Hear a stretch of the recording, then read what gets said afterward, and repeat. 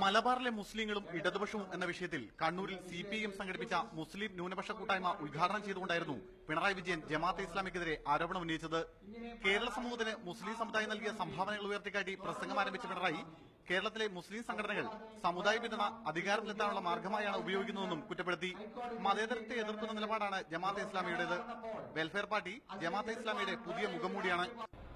RSSന്റെ ഹിന്ദു രാഷ്ട്രം പോലെ ഇസ്ലാമിക രാഷ്ട്ര സങ്കല്പം മുന്നോട്ട് വെക്കുന്ന ജമാഅത്തെ ഇസ്ലാമി, ആ ജമാഅത്തെ ഇസ്ലാമിയുടെ വർഗീയ അജണ്ടകള് ശക്തമായി എതിർക്കേണ്ടതായിട്ടുണ്ട്. അവരിപ്പോ ഒരു മുഖംമൂടി ഇട്ടുകൊണ്ട് വരുന്നുണ്ട്. വെൽഫെയർ പാർട്ടി എന്നൊരു മുഖംമൂടി അണിഞ്ഞുകൊണ്ടാണ് അവര് ഇപ്പോ രംഗത്ത് വരുന്നത്. ഉദ്ദേശം തങ്ങളുടെ അജണ്ട നടപ്പാക്കൽ തന്നെയാണ്. SDPIയുടേതും ഇതേ നിലപാട് തന്നെയാണ്. ഫാസിസ്റ്റ് രീതിയാണ് ഇവർ തുടരുന്നത്.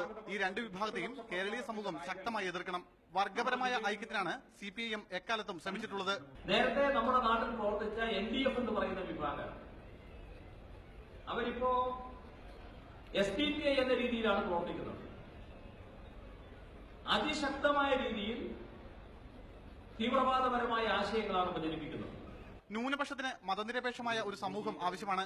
വർഗീയ ശക്തികളുമായി സന്ധി ചെയ്യുന്ന സമീപനമാണ് ലീഗും കോൺഗ്രസും തുടരുന്നതെന്നും പിണറായി കുറ്റപ്പെടുത്തി. Doctor Hussain Thadathani, TK Hamza, PT Rahim, doctor Fazal Gafoor, KT Jaleel MLA തുടങ്ങിയവരും സെമിനാറിൽ വിവിധ വിഷയങ്ങളെ അടിസ്ഥാനമാക്കി സംസാരിച്ചു. മീഡിയ 1 കണ്ണൂർ.